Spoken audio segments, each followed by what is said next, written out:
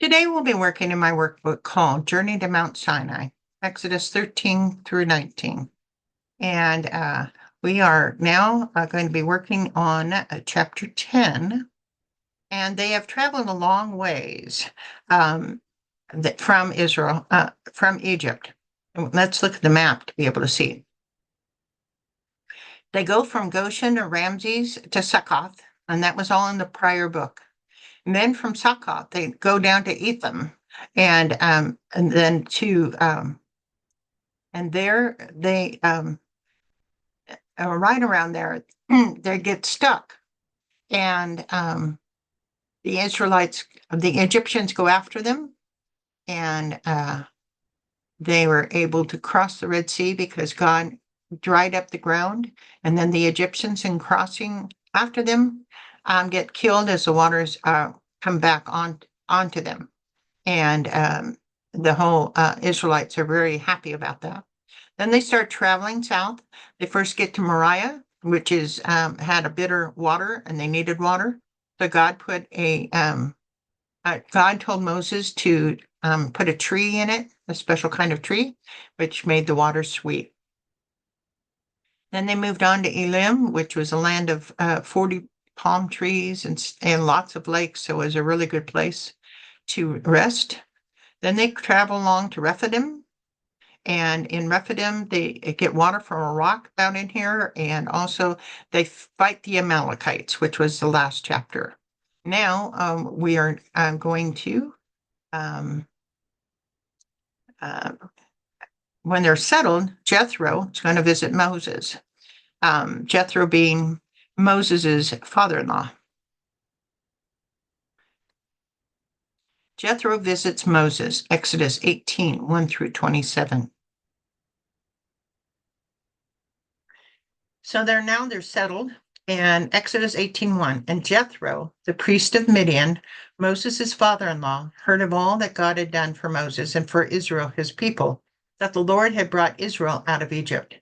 Then Jethro, Moses' father-in-law, took Zipporah, who's Moses' wife, after he had sent her back, with her two sons, of whom the name of one was Gershom, for he said, I've been a stranger in a foreign land. The name of the other was Eleazar, for he said, the God of my father was my help and delivered me from the sword of Pharaoh. And Jethro, Moses' father-in-law, came with his sons and his wife to Moses in the wilderness, where he was encamped at the mountain of God. Now he had said to Moses, I, your father-in-law Jethro, am coming to you with your wife and her two sons with her. So here we have a lot of things happening. Moses apparently had sent his wife and his two sons back home to Midian. Now, when that happened and why that happened, we don't know. But things got probably rough in Egypt, and so he sent them back home. And so now that they're settled in Mount Horeb, and Jethro, who is a priest of Midian, but also a welcomed priest of the Hebrews, we will see that later, now brings Zipporah and her two sons through Moses back to him. Technically, they should be together, everyone.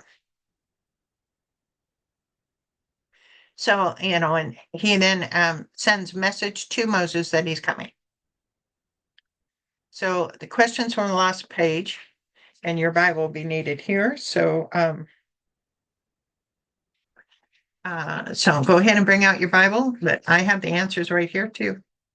Who all were coming to see Moses? We've got Jethro, we've got Zipporah, which is Moses's wife. We have Gershom and Eleazar, which are his sons, which all are coming to see Moses. They're coming from Midian to see Moses at Mount Sinai. Draw a line from Midian to Mount Sinai. We can do that. Midian, we have to go up. Then we'd have to go down. Somewhere in here. So that's the route they would probably have taken. And then a mini study of Moses' wife and sons, just for us to remember who they are. What is Moses' wife's name? Zipporah. Where did Moses meet his wife? At a well in Midian, when he helped her and her six sisters, I suppose, tend to their sheep instead of the other shepherds around who were forcing them away from the water. It is not written in the Bible when Zipporah and her sons were sent away. The most likely time was when she circumcised her son to save Moses' life. And read Exodus 4:24-26. What did Zipporah call Moses at that time?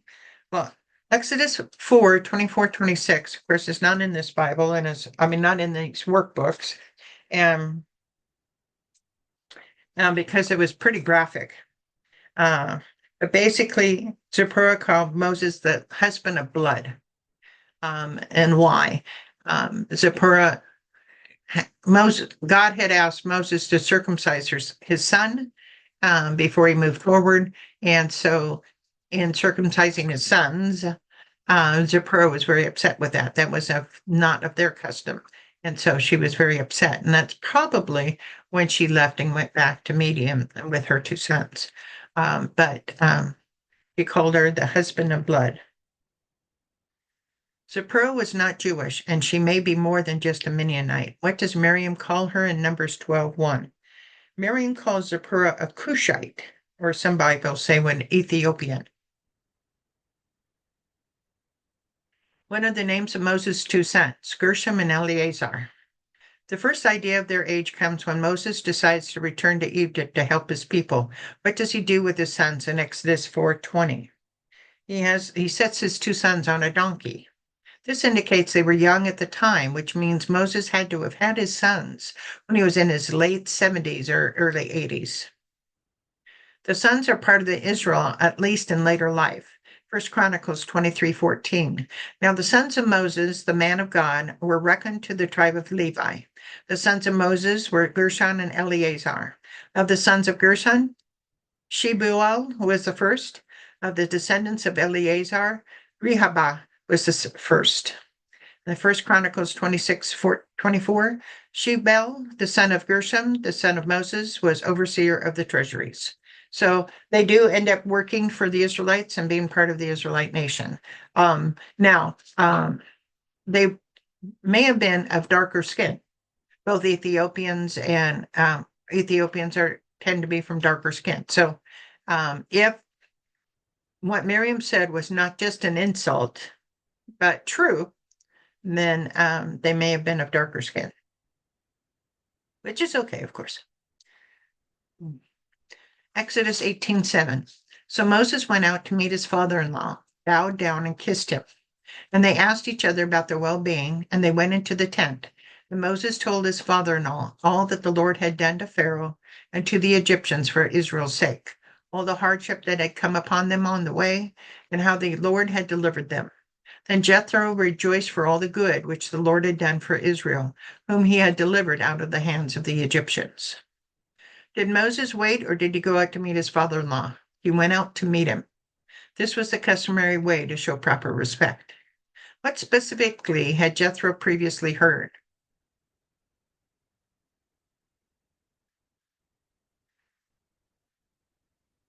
He had already heard that Israel had been delivered out of the hands of the Egyptians. And also 18:1. He had heard all that God had done for the the Israelites. Excuse me. But all did Moses add to Jethro's knowledge? All that the Lord had done to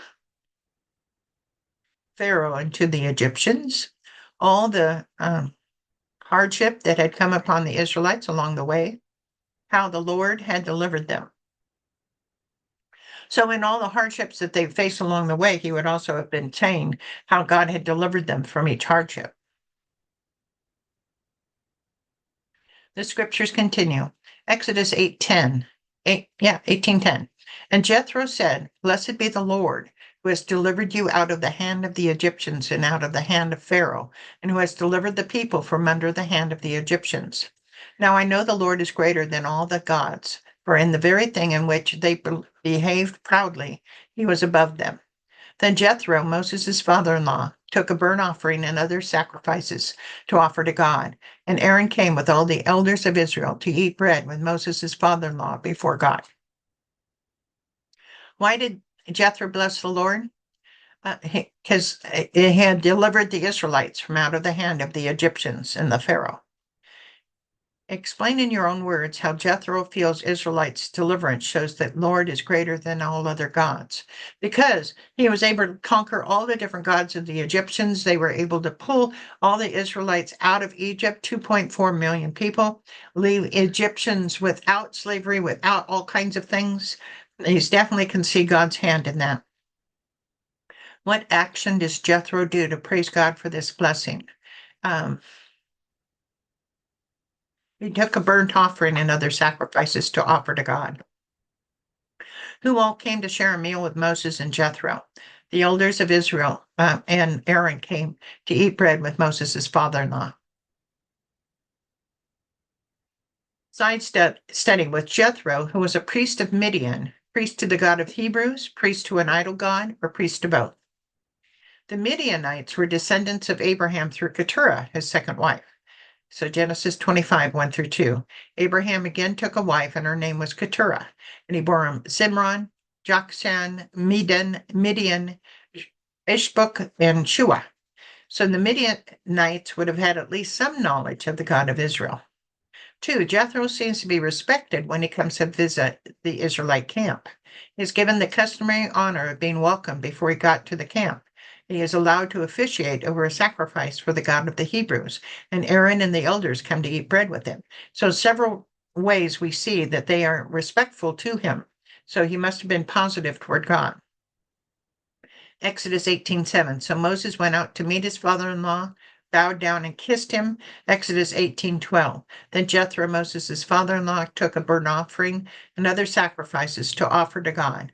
And Aaron came with all the elders of Israel to eat bread with Moses' father-in-law before God. And number 3, Jethro makes an interesting statement about the Hebrew God in comparison to the Egyptian gods. Now I know that the Lord is greater than all the gods. What do you think? Was Jethro a priest of the Hebrew God, priest of an idol god, or priest of many gods, including the Hebrew God? I personally think, and you can decide on your own, of course, I personally think that he was a priest of both gods, of all gods. He was open, then understood where Moses came from as a Hebrew, came from as an Egyptian, did not turn him away. And then when Moses wanted to go back and help his people, Jethro didn't stop that. So I believe he's a priest of Midian, basically a priest of many gods, looking at just worship and spiritual acknowledgement of the gods out there. And here he gets a understanding that the God of the Hebrews is greater than all other gods.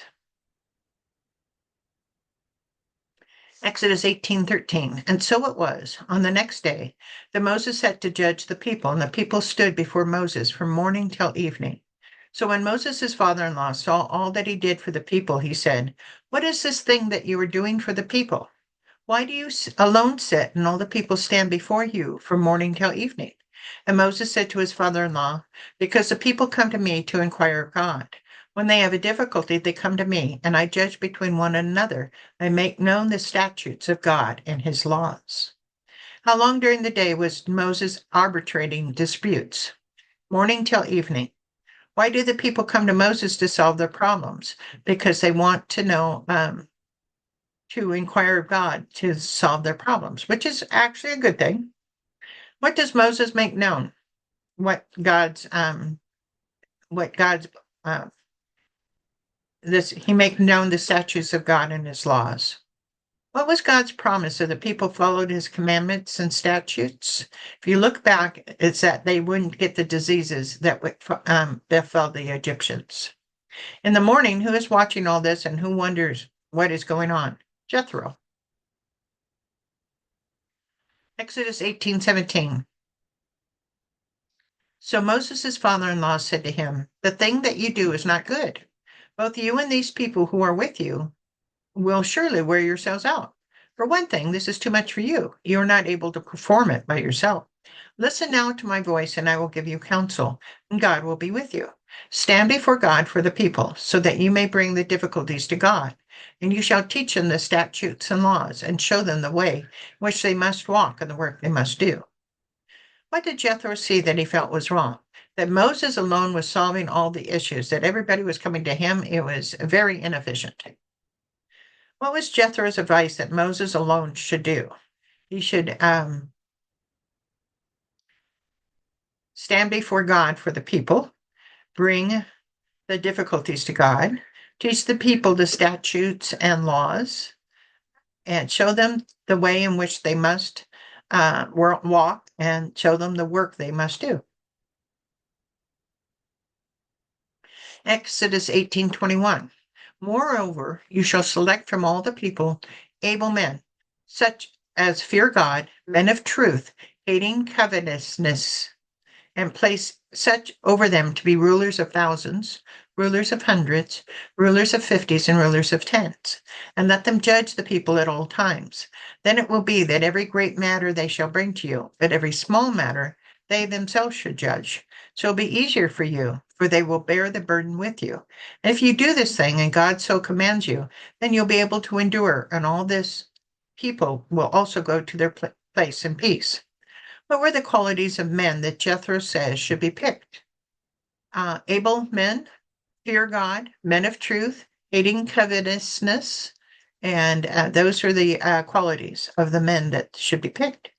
So one would be a ruler over 10 men, another ruler over 5 of those groups, or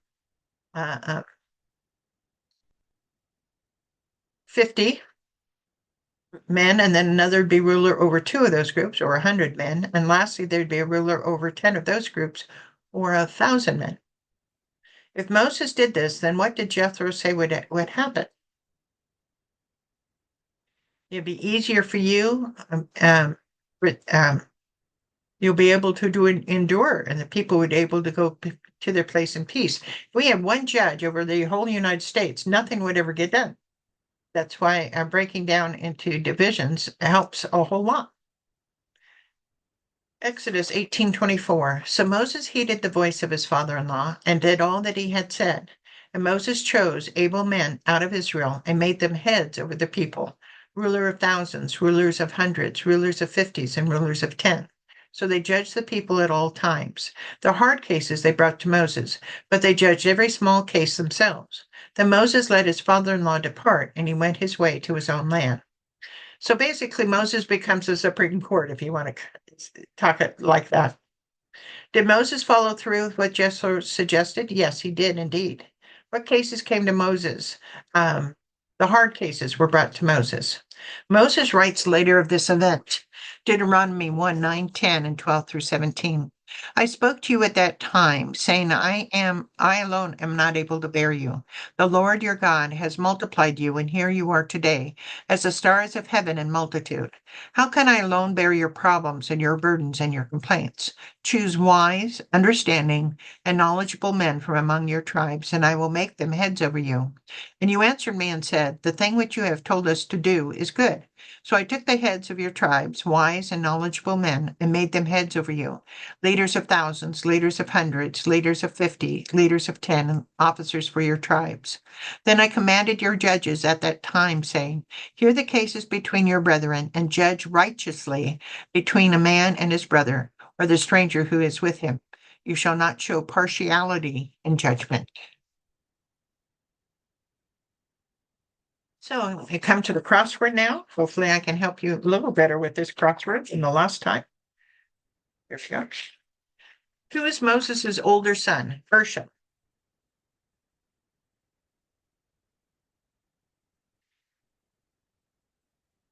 Yeah, there it is, Gershom. Who is Moses' wife? Zipporah. Who is Moses' younger son? Eleazar. Who is the priest of Midian? Jethro. One down. From morning to night, Moses sat and judged the people. 2, Jethro took a burnt offering and other sacrifices to offer to God. Number 5, Midian was a son to Abraham and his wife Keturah.